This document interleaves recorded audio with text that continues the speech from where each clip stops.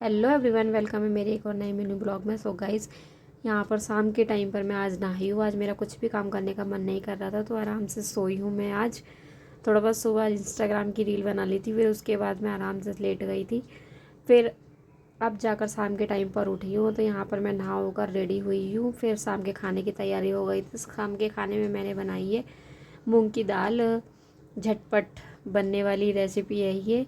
इसको बस यूँ ही मैंने ऐसे बनाया है। इसमें जीरा और लाल मिर्च और हींग का तड़का लगा दिया है। फिर इसको मैंने रोटी के साथ सर्व किया है। तो आज का दिन मेरा कुछ इस तरीके का गया है।